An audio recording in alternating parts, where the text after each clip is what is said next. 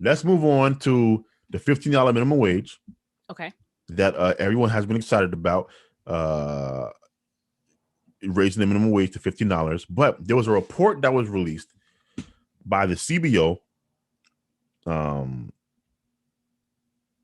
Wow, I forgot what CBO stands for.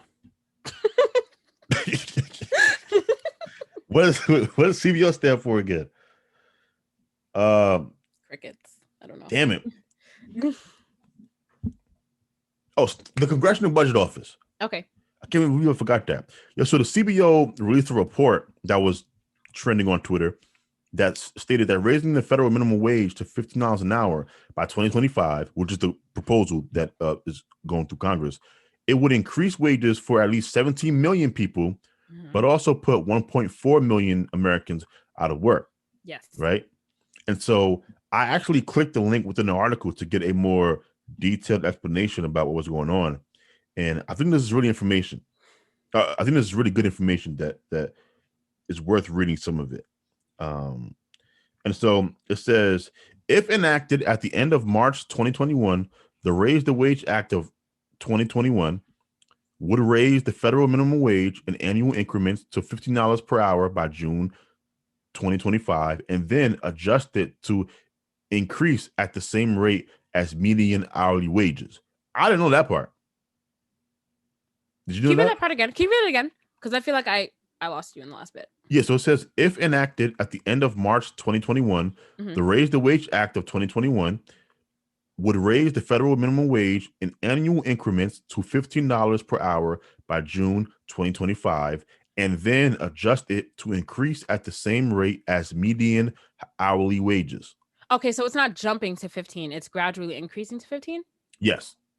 Got it. By 2025, and then it adjusts the median hourly wage as well. And so it said the cumulative budget deficit over the 2021 to 2031 period would increase by 54 billion. Increases in annual deficits would be smaller before 2025, as the minimum wage increases were being phased in than in later years.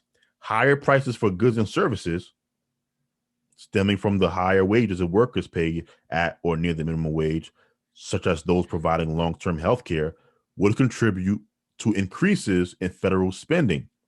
Changes in employment and in the distribution of income would increase spending for some programs, such as unemployment compensation, and reduce spending for others, such as nutrition programs, and boost federal revenues on net. Now, that is all the information. It's basically saying that raising the minimum wage, what it's going to do, it would increase the budget. Goods and services, the prices of those would go up because more people have money. And unemployment compensation will go up because of the 1.7 people that will be unemployed, but there will be a reduction in the nutrition program and other programs like that because less people would be in poverty. Yep. So with all that information, Shannon, do you think we should raise the minimum wage to $15 an hour by 2025?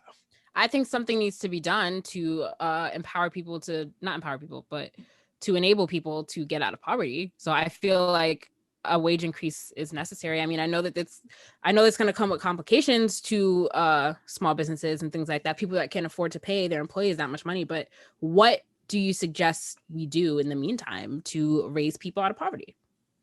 I don't really know. Yeah, it's times like this where I just wish I had an economist on the show, because I have no idea what the solution is, right? It sounds like a good deal, all things considered.